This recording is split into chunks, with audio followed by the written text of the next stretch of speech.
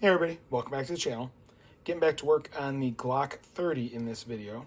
Last video I went through, polished all of the slide parts, all the little internal bits and pieces for better feel and better movement in the action.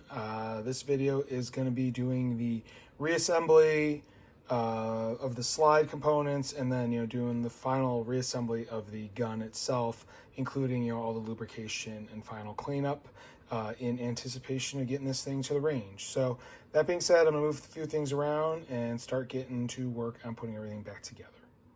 All right, so first thing I'm gonna do is, you can see there's some old lube and whatnot on this slide.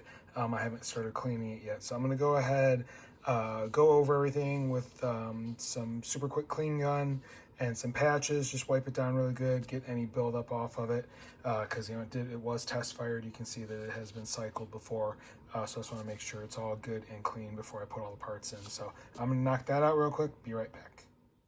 All right, everything is cleaned, wiped down with, just to get some of the gunk off of it. So I'm gonna go ahead. First thing I need to do is put the safety in, the firing pin safety, and that's gonna be that piece there with the spring. The spring will sit inside the bottom of the safety. So you go ahead and put the spring in, and then you can drop it in there with this side of it sticking out. And then once that's in, you can go ahead and put in the extractor, because that will hold it in. So I'm gonna go ahead and do that real quick. All right, you can see the safety's in place, and then the extractor is gonna come in right at this angle, this round portion there that you can see. There's actually like a round portion in there that it fits into. It's hard to see without the proper lighting, but this will just kind of U in at this angle. And again, this is what helps hold that in place. And then this is what actually is gonna pull the cartridge out of the chamber when the gun cycles. So I'm gonna go ahead and get this installed.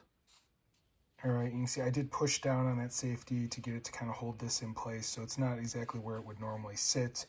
That will change once I put in the rest of the parts for that. So I'm gonna go ahead and grab, this is the push rod for that, and then the spring that goes on the end, and then there's a little buffer in the end of the spring. So that's all gonna load in to the small hole in the end of the slide, and that is what pushes on the extractor and gives it its tension. So I'm gonna go ahead and get those parts installed right now. All right, and there you see that is loosely in place. Everything's kind of where it should be. So for the moment, I'm done with the slide, because now I need to put together the striker housing mechanism and everything. So here are all the parts for that. So you're basically going to have your spring, your retainers, your firing pin, and the housing that it sits in. And you are going to need a tool, like I mentioned in the takedown, to help hold the spring separate from the firing pin, so you can get the spring down far enough to get the clips in. So I'm going to get things situated, and I'll be right back. All right, so the firing pin has been installed in the back of the cup that it goes in. It's got grooves that it fits into, pretty straightforward. And then I put the spring on there. So what you need to do is take this assembly and have some sort of tool like this that it will hold the firing pin, but the cup can go down through the hole, and then you can push down on the spring and get the two retainers installed opposite each other. The one thing I will say is, with the split of the retainers, you do not want that lined up with the end of the spring. You want it offset of that. So I'm gonna go ahead and get that put together. All right, and there is the firing pin assembly put back together. Again, the end of the spring is 90 degrees from the split of the two retainers, so pretty straightforward. And then once you have that done, you can go ahead and put that in the back of the slide. Obviously, the tang that the sear catches, or the cruciform catches, is going to stick down in this groove. So I'm going to go ahead and get that seated like so. And once you do that, you can go ahead and grab your back plate and get ready to put everything together. So the way that you have to do this is push down on this with like either your Glock tool or a screwdriver, whatever you have. Get the back plate started over the striker housing there. And then once that's done, you have to push down on the buffer or bushing for the extractor spring, and then slide it over that. And once it's fully seated, this will pop back up and lock in grooves that are in the back of the striker housing, as you can see there, and hold it into place. So I'm gonna go ahead and get that done real quick. All right, here we are, everything is reassembled. The safety is staying in place, the extractor is in place where it's supposed to be, and the back plate's fully seated. If you push in on the safety like I did, the striker should be popping through, and then if you push back on it and reset it, you'll hear a click, the safety pops out, and you cannot get it to come back through the hole. So you know right there everything is functioning properly, and you should be able to, pull back on the spring, let it go, and it still, won't go past until you depress the safety again, and then it'll go past like you can see there. So that is how you test and make sure everything is working as it should be. All right, so the remaining slide parts to reassemble, pretty straightforward. You've got your barrel and your recoil spring.